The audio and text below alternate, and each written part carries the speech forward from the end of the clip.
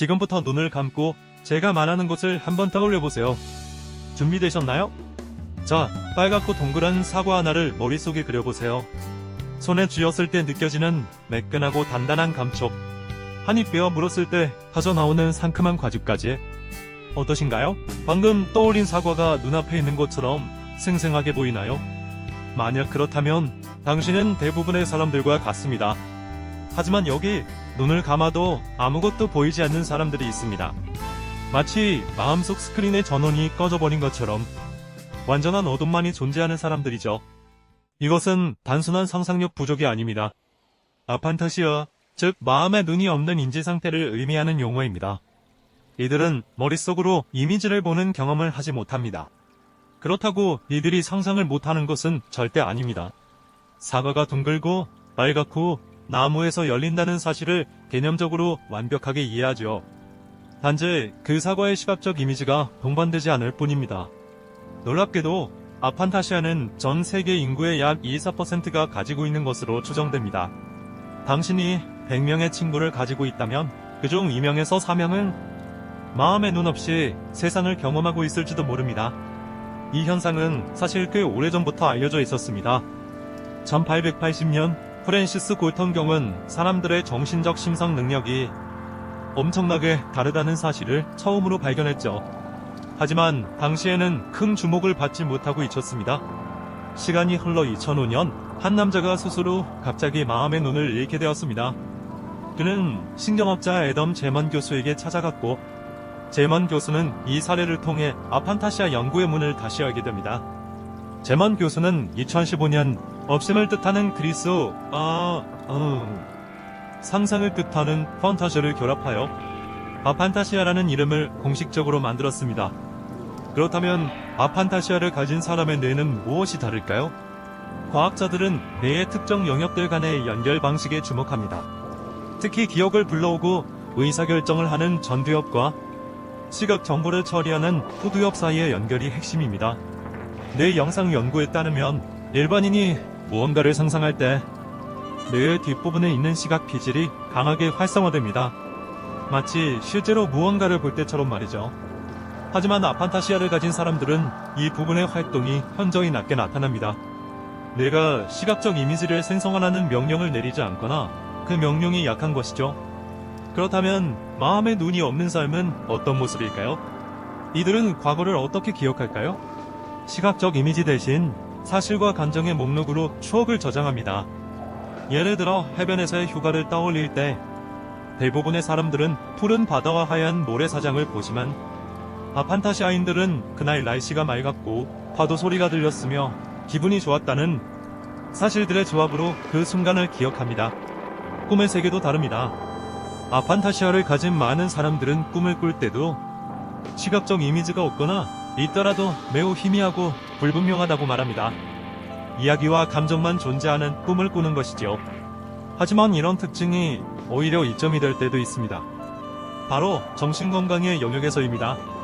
끔찍한 기억이 시각적으로 재생되는 플래시백 현상. 여러분도 들어보셨을 겁니다. 외상후 스트레스 장애, 즉 PTSD 환자들은 이 플래시백 때문에 엄청난 고통을 겪습니다. 하지만 아판타시아가 있으면 이 시각적 재경험의 강도가 약해져 PTSD 증상으로 고통받을 확률이 더 낮을 수 있다는 연구 결과가 있습니다. 나쁜 기억을 다시 보지 않으니 그 고통도 덜한 셈이죠. 불안감을 유발하는 부정적인 이미지를 떠올리는 경향도 적습니다. 아직 일어나지 않은 최악의 상황을 생생하게 그려보며 스스로를 괴롭히는 일이 상대적으로 적을 수 있다는 뜻입니다. 어쩌면 이들은 우리보다 더 현재에 충실한 삶을 살고 있는지도 모릅니다. 여기 아주 흥미로운 인물이 있습니다. 픽사 애니메이션 스튜디오의 공동 창업자 에드윈 캔머리입니다. 토이스토리, 이모를 찾아서 등 수많은 명작을 탄생시킨 컴퓨터 그래픽의 선구자죠. 그런데 그는 스스로가 아판타시아에 가깝다고 고백했습니다. 그는 이렇게 말했습니다. 저는 머릿속으로 이미지를 보지 못합니다. 동료들이 무언가를 시각화하는 능력을 당연하게 이야기할 때 저는 그들이 비유적인 표현을 쓴다고 생각했죠. 그는 시각적 심상 대신 공간적 관계와 개념적 이해로 이 세계를 구축했습니다. 웹 브라우저 파이어폭스의 공동 개발자인 블레이크 로스 역시 자신이 아판타시아임을 깨닫고 긴 글을 썼습니다. 그는 사과를 상상해보라는 말을 들었을 때 나는 사과라는 개념에 대한 생각만 할 뿐 아무것도 보이지 않는다고 했죠. 이들의 존재는 아판타시아가 창의성이나 성공의 장애물이 아님을 증명합니다. 일부 과학자들은 아판타시아가 뇌의 디폴트 모드 네트워크와 관련이 있을 수 있다고 추정합니다. 이 네트워크는 우리가 멍하니 있거나 자신을 돌아보거나 미래를 상상할 때 활성화되는 뇌의 핵심 허브입니다. 아판타시아는 이 네트워크의 작동 방식이 조금 다른 것일 수 있습니다. 사실 상상력의 생생함은 일종의 스펙트럼과 같습니다. 한쪽 끝에 아무것도 보지 못하는 아판타시아가 있다면 그 반대쪽 끝에는 극도로 생생한 신상을 경험하는 사람들이 있습니다. 바로 하이퍼판타시아입니다. 하이퍼판타시아를 가진 사람들은 머릿속의 이미지가 너무나도 현실적이어서 실제와 거의 구분하기 어려울 정도라고 합니다. 소설을 읽으면 주인공이 바로 옆에 서 있는 것 같고 음악을 들으면 눈앞에서 오케스트라가 연주하는 듯한 경험을 하죠. 이러한 스펙트럼은 시각적 심상 생생함 설문지와 같은 도구를 통해 측정할 수 있습니다. 스스로의 마음의 눈은 이 스펙트럼의 어디쯤에 위치하는지 한번 확인해보는 것도 재미있을 겁니다. 더 나아가 아판타시아는 단순히 시각에만 국한되지 않을 수 있습니다.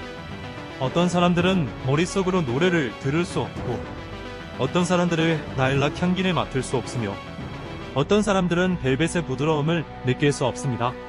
우리의 내면 세계는 생각보다 훨씬 더 다채롭고 개별적입니다. 결론적으로 아판타시아는 장애나 결함이 아닙니다.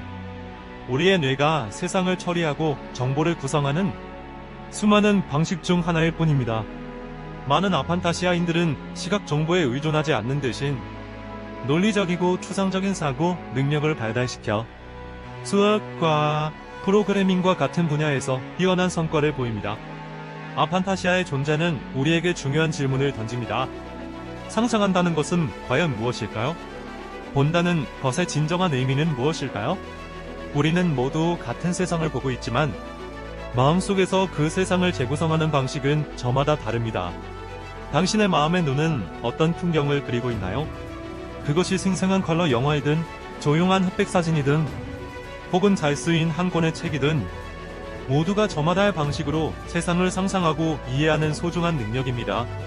인간 뇌의 무한한 다양성과 신비로움.